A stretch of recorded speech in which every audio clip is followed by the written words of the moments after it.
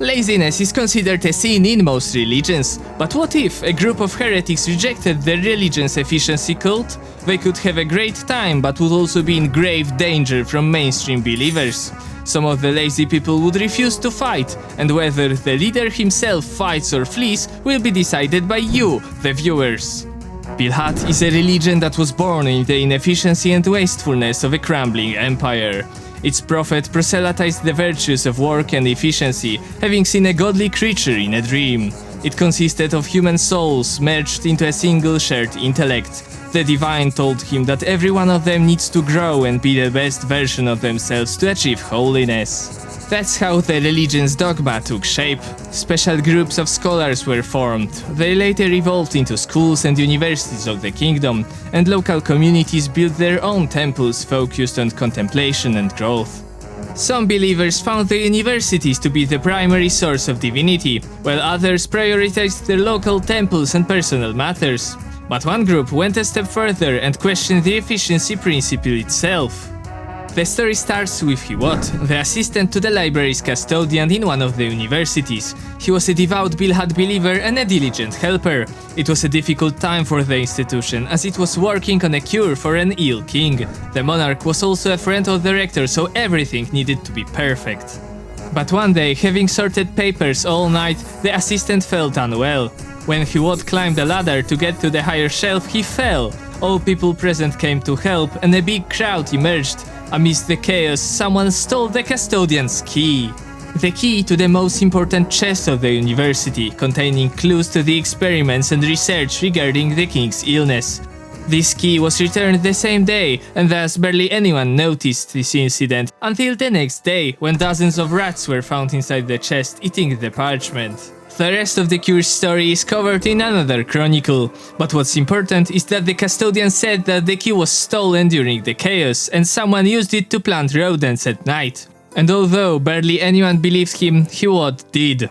He started blaming himself for this failure, and ultimately, it brought him to the edge. In his hometown called Wonshalek, the word shocked everyone. The assistant used to be a reputable member of the city council before he started his university career, and it added to the political chaos in the region. The entire area had been in turmoil ever since the collapse of the empire. It used to be an important connection between the capital and the southern possessions, and even though the bulk of the trade went by sea, the land route was also important. So while neighboring provinces managed to stay intact, Keskela quickly collapsed into many independent duchies and towns. One of them was Wonshalek. As a mountain town, it didn't rely too heavily on the trade routes, but the fall caused it to become a target of the universities and scholars. They taxed the townsfolk heavily to compensate for the western city's decline. For some time they endured, believing it to be the right cause. But recently, the growing importance of the sea route brought the crisis home. As the clergy refused to decrease the school tax, the tension grew. They even went as far as to influence the city council into cuts, reducing the budget for ceremonies, defense, etc. People had already had enough. Most of the town struggled financially, and the money was nowhere to be seen, distributed to the scholars and universities of the region.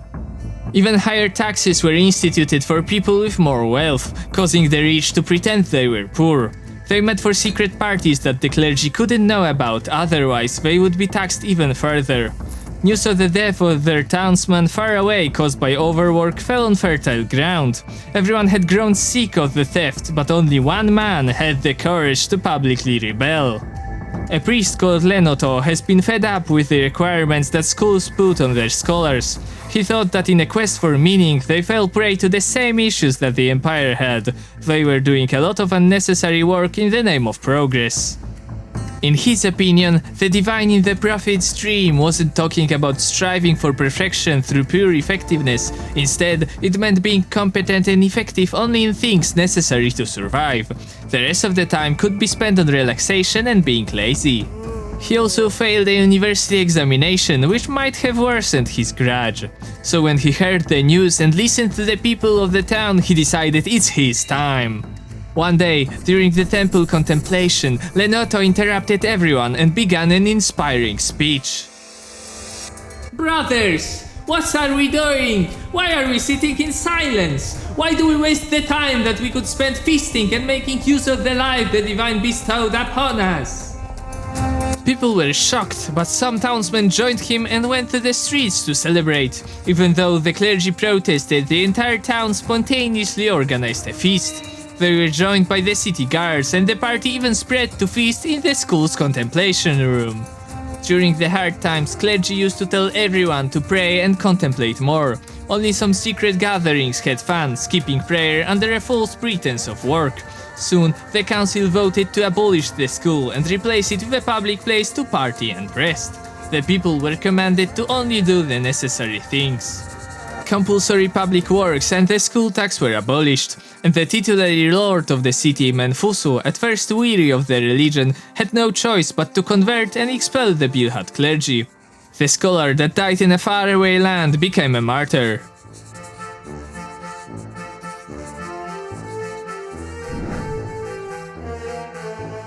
The Lord, although skeptical initially, eventually was convinced that the new faith was good. Given the difficult situation, they hadn't had such a good time for a while, but their idyllic life was interrupted by a foreign invasion. Arinoko, a southern lord, is an opportunistic man who has long dreamed of uniting the broken province. The western universities, aware of his ambitions, made sure to support his cause, transferring him huge amounts of money to end the heretical insurgency. Previously, he mainly lacked fans and backing, but now he can start turning his dreams into reality. He hired mercenaries, a siege engineer from the most renowned university, and bought himself shiny new armor that some kings could envy. So with well-prepared force, he could easily enter the von Scheleck territory, burn surrounding villages, and head out to besiege the town. Having heard about this, Menfusu tried to organize the city's defense, but many citizens lacked the will to fight, preferring to feast and relax. Even Lenoto, the original instigator of the religious rebellion, refused to do anything because of fears that people would stop listening to him.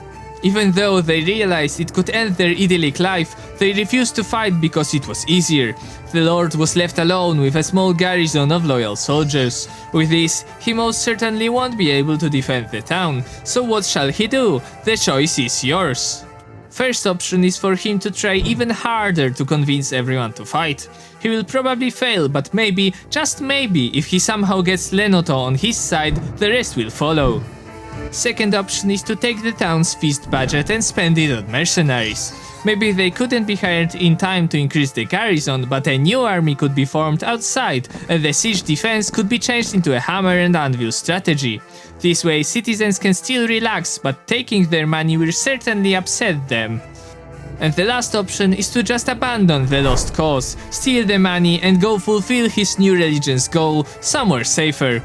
Which path do you want Menfusu to follow? Vote in the poll in the description and write in the comments. That's community world building.